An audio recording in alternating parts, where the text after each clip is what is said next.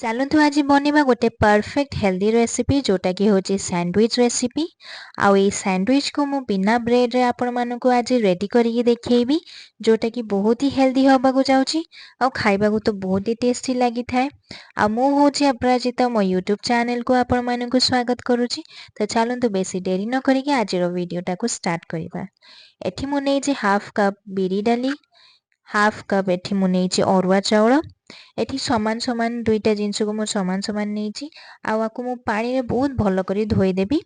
ତାପରେ ଧୋଇକି ମୁଁ ଏଠି ପୁରା ଓଭର ନାଇଟ୍ ବିରି ଆଉ ଚାଉଳକୁ ସୋକ୍ କରିକି ରଖିଦେବି। ଏଠି ଦେଖନ୍ତୁ ମୁଁ ବିରି ଆଉ ଚାଉଳକୁ ସୋକ୍ କରିକି ରଖିଦେଇଛି।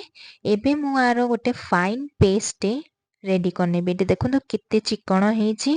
এইଭଳିଆ ଗୋଟେ ଫାଇନ୍ ପେଷ୍ଟ ଆପଣମାନେ ରେଡ଼ି କରିବେ, କାହିଁକିନା ଇଜି ହେବ ତାକୁ ରେଡ଼ି କରିବା ପାଇଁ ସ୍ୟାଣ୍ଡୱିଚ୍। ତ ଏଇଠି ଦେଖନ୍ତୁ ପୁରା ଫାଇନ୍ ପେଷ୍ଟ ମୁଁ ରେଡ଼ି କରିନେଇଛି। ଯେମିତିକି ମୁଁ କହିଲି ଏ ରେସିପି ପୁରାପୁରି ହେଲ୍ଦି। ତ ଆପଣମାନେ ଆକୁ ବ୍ରେକଫାଷ୍ଟରେ ବି କରିକି ଖାଇପାରିବେ ବା ଇଭିନିଂ ସ୍ନାକ୍ସ ହିସାବରେ ବି କରିକି ଖାଇପାରିବେ। ଆଉ ଏଇ ରେସିପି ଏତେ ହେଲ୍ଦି ଯେ ଆପଣମାନେ ସ୍କୁଲରେ ମାନେ ଛୁଆଙ୍କୁ ବି ଟିଫିନରେ ବି ଆପଣମାନେ କରିକି ଦେଇପାରିବେ। ଏଇଠି ଦେଖନ୍ତୁ ଯେଉଁ ପିଠାର ଯେଉଁ ମିକ୍ସଚରଟା ମୁଁ ତାକୁ ଗୋଟେ ବୋଲରେ କାଢ଼ି ଦେଇକି ତାକୁ ବହୁତ ଭଲ କରି ମୁଁ ଏଠି ବିଟ୍ କରିନେଉଛି। ଆପଣ ଯେତେ ଟାଇମ୍ ନେଇକି ଆକୁ ବିଟ୍ କରିବେ ସେତେ ଜିନିଷଟା ନରମ ହେବ। ଏଇଠି ଦେଖନ୍ତୁ। ଆଉ ଏଠି ମୁଁ ଗୋଟେ କଢ଼ାରେ 2 ଟେବଲ୍ ସ୍ପୁନ୍ ବଟର୍ ନେଇଛି। ଆକୁ ମୁଁ ମେଲ୍ଟ କରିନେବି। ଏଠି ହାଇ ଫ୍ଲେମ୍ରେ ତାକୁ ବଟରଟାକୁ ମେଲ୍ଟ କରିନେବି। ଯେମିତିକି ମୁଁ କହିଲି ଏ ରେସିପି ପୁରାପୁରି ହେଲ୍ଦି ହେବାକୁ ଯାଉଛି। ତ ସେଥିପାଇଁ ମୁଁ ଏଠି ବ୍ରେଡ଼ର ୟୁଜ୍ କଲିନି। ଆପଣମାନେ ଚାହିଁଲେ ଏଠି ବ୍ରେଡ଼ ୟୁଜ୍ କରିପାରିବେ। ଆଉ ମୁଁ ବ୍ରେଡ଼ ଜାଗାରେ ଏଠି ଗୋଟେ ବ୍ୟାଟରଟେ ରେଡ଼ି କରିଛି ବ୍ରେଡ଼ର ରିପ୍ଲେସମେଣ୍ଟ ପାଇଁ। ତ ଆପଣମାନେ ଏଇଠି ଦେଖନ୍ତୁ ବଟର ମେଲ୍ଟ ହେଇସାରିଛି। ମୁଁ ଏଠି ହାଫ୍ ଟି ସ୍ପୁନ୍ ଗୋଲମରିଚ ଗୁଣ୍ଡ ଦେଉଛି, ଏଠି ହାଫ୍ ଟି ସ୍ପୁନ୍ ରେଡ୍ ଚିଲି ଫ୍ଲେକ୍ସ ଦେଉଛି, ହାଫ୍ ଟି ସ୍ପୁନ୍ ଏଠି ଅରେଗାନୋ ଦେଉଛି। ଏଠି ମୁଁ ଅଳ୍ପ ଟିକେ ପିରି ପିରି ମସାଲା ଥିଲା ମୁଁ ସେଟାକୁ ଦେଉଛି। ଏଇଟା ପୁରାପୁରି ଅପସନାଲ୍, ଆପଣମାନେ ଚାହିଁଲେ ଦେଇପାରିବେ, ନଦେଲେ ବି ଚଳିବ। ଏଠି ଯେତେବେଳେ ହାଇ ଫ୍ଲେମ୍ରେ ବଟରକୁ ମେଲ୍ଟ କରିସାରିଥିବେ ସେତେବେଳେ ଏଇସବୁ ମସଲା ଦେଲା ପରେ ଫ୍ଲେମ୍ଟାକୁ ଲୋ କରିଦେବେ, କାହିଁକିନା ମସଲା ଗୁଡ଼ା ସବୁ ଜଳିଯିବ। ତ ଏଠି ଦେଖନ୍ତୁ ମିକ୍ସ କରିସାରିଲା ପରେ ମୁଁ କିଛି କ୍ୟାପ୍ସିକମ୍ ଏଠି କାଟିକି ରଖିଥିଲି, ମୁଁ ତାକୁ ଦେଇଦେବି। ତାପରେ ମୁଁ ଏଠି ଦେଇଦେବି ଆକୁ ବେଶୀ ଲୋ ଫ୍ଲେମ୍ରେ ହିଁ ରଖିବେ, ଲୋ ଫ୍ଲେମ୍ରେ ମିକ୍ସ କରିବେ ଆକୁ। ଏଠି କ୍ୟାପ୍ସିକମ୍ ଦେଲା ପରେ ମୁଁ କିଛି ପିଆଜକୁ କାଟିକି ରଖିଥିଲି ତାକୁ ବି ଦେଇଦେବି। ଏଠି ଆପଣମାନେ ଫ୍ଲେମ୍ଟାକୁ ପୁରା ଲୋ ରଖିଦେବେ, ହାଇରେ ଦେଇଦେଲେ ପୁରା ମସଲାଟା ଜଳିଯିବ। ଏଠି ମାତ୍ର 10 ସେକେଣ୍ଡ ପାଇଁ ପିଆଜ ଆଉ କ୍ୟାପ୍ସିକମ୍କୁ ଏଠି ମୁଁ କିଛି ସମୟ ଫ୍ରାଏ କରିନେବି। ଏଠି ଯେଉଁ ସ୍ୟାଣ୍ଡୱିଚ୍ର ଫିଲିଂ ମୁଁ ରେଡ଼ି କରିଛି ସେଠି ତ ମୁଁ ବାଟର ୟୁଜ୍ କରୁଛି। ଯଦି ଆପଣମାନେ ଆକୁ ଆହୁରି ଟିକେ ବେଶୀ ହେଲ୍ଦି କରିବାକୁ ଚାହୁଁଛନ୍ତି ତ ବାଟର ଜାଗାରେ ଆପଣମାନେ ଘିଅ ବି ନେଇପାରିବେ। ତ ଏଠି ମିକ୍ସ କରିସାରିଲା ପରେ ମୁଁ କିଛି ବିନ୍ସ କାଟିକି ରଖିଥିଲି ତାକୁ ବି ଦେଇଦେବି। ଆକୁ ବି ଲୋ ଫ୍ଲେମ୍ରେ କିଛି ସମୟ ଫ୍ରାଏ କରିନେବି। ଏଇଠି ଦେଖନ୍ତୁ ମୁଁ କିଛି ଗାଜର କାଟିକି ରଖିଥିଲି ତାକୁ ବି ଦେଇଦେବି। ଆଉ ପୁଣି ଥରେ ଆକୁ ଲୋ ଫ୍ଲେମ୍ରେ ମିକ୍ସ କରିନେବି। ଆପଣମାନେ ନିଜ ହିସାବରେ କ୍ୱାଣ୍ଟିଟିର ମାନେ ସବଜିର ଯେଉଁ କ୍ୱାଣ୍ଟିଟି ଅଛି ତାକୁ କମ୍ ବେଶୀ କରିନେବେ। ମୁଁ ଏଠି ନିଜ ହିସାବରେ କ୍ୱାଣ୍ଟିଟିକୁ ରଖିନେଇଛି। ତାପରେ ମୁଁ ଏଠି ଦେବି ଟେଷ୍ଟ ଅନୁସାରେ ଏଠି ଲୁଣ। ଆପଣମାନେ ନିଜ ଟେଷ୍ଟ ଅନୁସାରେ ଏଠି ଲୁଣ କମ୍ ବେଶୀ କରିନେବେ। ତାପରେ ପୁଣି ଥରେ ମୁଁ ଏଠି ମିକ୍ସ କରିନେବି। ଏଠି ଲୁଣ ଦେଇଦେଇଛି। ତ ଲୁଣ ଦେଲେ କୁକିଂ ପ୍ରୋସେସ୍ଟା ବହୁତ ହି ଶୀଘ୍ର ହେଇଥାଏ।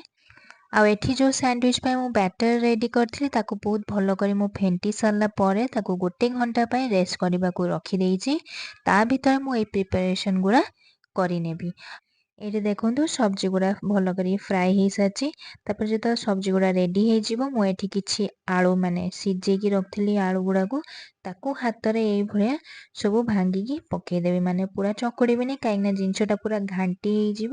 ତ ସେଥିପାଇଁ ଏମିତି ହାତରୁ ଭାଙ୍ଗିକି ମୁଁ ଦେଇଦେବି ଆଳୁ ଗୁଡ଼ାକୁ। ଆଉ ଏଠି କିଛି ଧଣିଆ ପତ୍ର ମୁଁ କାଟିକି ରଖିଥିଲି ତାକୁ ଦେଇଦେବି।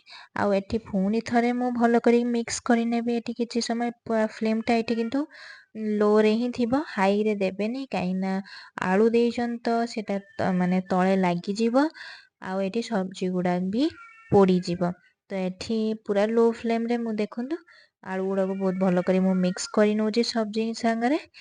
एठी आपण माने चाहिए नॉनस्टिक पैन भी नहीं पारिबे। नॉनस्टिक पैन नेले कौन कि आपण मानकर अल्प टिके बटर भी हो जो माने गोटे टीस्पून बटर भी देले भी सब सब्जी गुड़ा फ्राई हो जिवो। तो ये देखो आलूर मिक्सचरटा पूरा पूरी रेडी हो सारी। तापर ये गैस रो फ्लेम टाक मु पूरा बंद करदेवी। बंद कर दी भल कर मिक्सचरटा को आलू मिक्सचरटा को ठंडा करनेबी। एटी जेतिक पर्यंत सैंडविच रो फिलिंग ठंडा होतबो एठी मु आगर प्रिपरेशन स्टार्ट करनेबी। एटी देखंतु बैटर पूरा पूरी गोटे घंटा पई मु रेस्ट करबा को रखि देइथिली।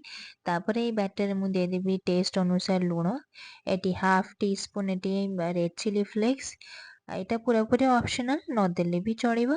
एठी मु किछि धनिया पत्र मु काटी रखले ताकू भी दे देबी। दे देकी आकू बहुत भल करी मु एटी 5 मिनिट पई पूरा बीट करनेबी। जेते आपण आकू बीट करिवे सेते जिनसटा नरम हबो। एठी तो आपण माने देखि पातबे ए रेसिपी केते हेल्दी आ केते सहज भी बनेबा। आपण माने चाहिए अन्य सब्जी भी नहीं पारिबे। एमिति नाही जे मु जो सब्जी देखली सेई सब्जी ही थिले आपण माने करिवे। आपण माने आधरे मटर भी देई पारिबे। मो कतरे नथिला बोली मु एठी देलिनी। एठी देखंतु बैटर को मु एठी बीट करि साची। एटी बैटर पूरा पूरी रेडी हो जाइए। मुझे गोटे सैंडविच मेकर टे नहीं ताकू भल कर गरम कर सारा पर मु जो बैटर टाक रेडी करी ताकू मु देदेबी। एठी बेसी देबेनी बैटर खाली थरे देदेबे। तापर आलूर जो स्टफिंग एठी रेडी होता ताकू भी मु देदेबी। आउ ये रेसिपी रे मु जो बिरी डाली नहीं आपण माने चाहिए बिरी डाली जगह मुग डाली भी नहीं पारिबे। आउरी टेस्टी लगी थाए खाइबा को। आउ एठी देखंतु मु किछि पनीर भी काटी रखले ताकू भी मु देदेबी। मु एठी डायरेक्ट पनीर को काटिकी देइछि।